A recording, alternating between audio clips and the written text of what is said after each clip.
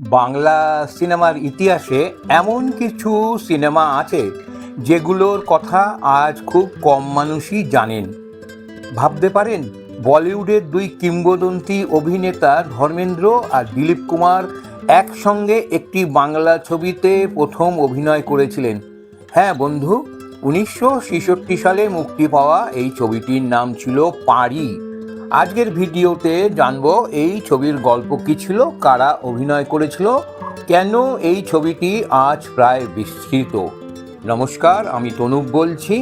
আপনাদের কাছে সম্পূর্ণ নতুন একটি ভিডিও নিয়ে এসেছি, যেটি একটি পুরনো বাংলা ছবি নিয়ে, যেটিতে বলিউডের দুই কিংবদন্তি ধর্মেন্দ্র দিলীপ কুমার একসাথে প্রথম অভিনয় করেছিলেন।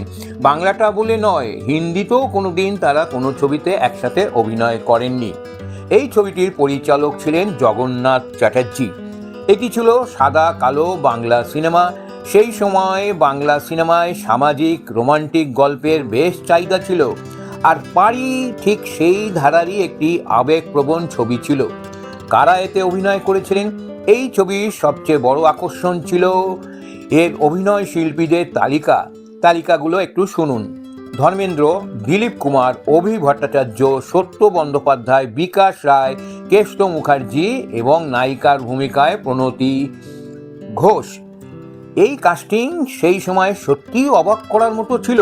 বিশেষ করে হিন্দি ছবির এত বড় দুই তারকার বাংলা ছবিতে উপস্থিতি একটি বিরল ঘটনা ছিল।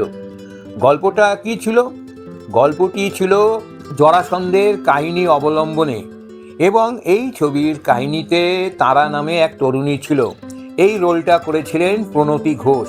ধনী পরিবারে বড় হওয়া তার পরিচিত ঘনার সঙ্গে দেখা হয়, কিন্তু জীবনের মোড় তারপর ঘুরে যায় যখন সে এক পুলিশ অফিসারকে বিয়ে করে।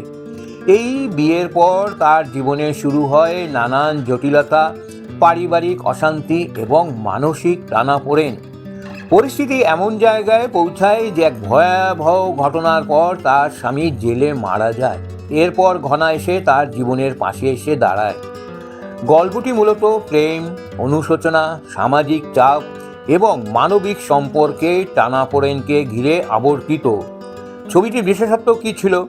এই ছবির সবচেয়ে বড় বিশেষত্ব ছিল বাংলা সিনেমার হিন্দি তারকাদের অংশগ্রহণ। 1960-এর দশকে এই ধরনের ক্রস ইন্ডাস্ট্রি কোলাবোরেশন খুব একটা দেখা যেত না। তাছাড়া এই ছবির আবেগপ্রবণ ন্যারেটিভ এবং সামাজিক বাস্তবতার ছোঁয়া দর্শকদের কাছে ছবিটিকে আলাদা করে তুলেছিল। কেন এই ছবিটি হারিয়ে গেছে, এটাই সবচেয়ে দুঃখের বিষয়। তবে এই ছবিটি আপনারা ইউটিউবে পাবেন। ইউটিউব বা ওটিটিতে অতি অবশ্যই পাবেন। নতুন প্রজন্ম হয়তো এই ছবির কথা বা নাম শুনেইনি, তবু যারা আগ্রহী তারা ইউটিউবে খোঁজ করলেই এই ছবিটার ভালো প্রিন্টটি পাবেন। প্রসঙ্গত একটি কথা বলা হয়নি, এই ছবিটিতে ধর্মেন্দ্র প্রথম নিজের গলাতে পরিষ্কার বাংলায় ডাবিং করেছিলেন। সেই উচ্চারণে কিছু জড়তা ছিল না। ধর্মেন্দ্র পরবর্তীকালে আরও একটা দুটো বাংলা ছবি করেছেন, যেমন জবান বা তিন মূর্তি, কিন্তু এটিই ছিল ধর্মেন্দ্র নিজের বলা সংলাপ বলা প্রথম বাংলা ছবি। এবং অভিনয় তো ধর্মেন্দ্র অসাধারণ করেন এবং এই ছবিটিতে অসাধারণ করেও ছিলেন। এই সিনেমাটির আরও কিছু বৈশিষ্ট্যের কথা আপনাদের বলছি। এই ছবিটি পরবর্তীকালে আনোখা মিলন নামে হিন্দিতে তৈরি হয়। শিল্পীরা সব একই ছিলেন, পরিচালকও একই ছিলেন, এবং বাংলা ছবিটিতে যিনি সুর দিয়েছিলেন সলিল চৌধুরী, হিন্দিতেও তিনি সুর দিয়েছিলেন, এবং ছবিটি বাংলা ও হিন্দিতে কমার্শিয়ালি খুব হিট করে, অর্থাৎ ভালো চলেছিল। ছবিটিতে যে ধরনের গান ছিল, গানগুলোও খুব সুন্দর ছিল। বিশেষ করে ধর্মেন্দ্র লিপে হেমন্ত মুখোপাধ্যায়ের একটি গান, বন্ধু রে বলে ধর্মেন্দ্র মাঝি বেশে একটা গান ছিল। সেই গানটি যখন আপনারা পর্দায় দেখবেন, টিভিতে দেখবেন, খুবই ভালো লাগবে। ছবিটি সব দিক দিয়েই খুব উল্লেখযোগ্য ছবি ছিল। আশা করি আপনারা দেখলে ছবিটি হতাশ হবেন না। ছবিটি অতি অবশ্যই ইউটিউবে পুরো পাবেন। ভাবতে অবাক লাগে, ধর্মেন্দ্র আর দিলীপ কুমারের মতো কিংবদন্তিদের বাংলা ছবি নতুন প্রজন্ম হয়তো এই ছবির কথা বা নাম শুনেইনি, তবু যারা আগ্রহী তারা ইউটিউবে খোঁজ করলেই এই ছবিটার ভালো প্রিন্টই পাবেন।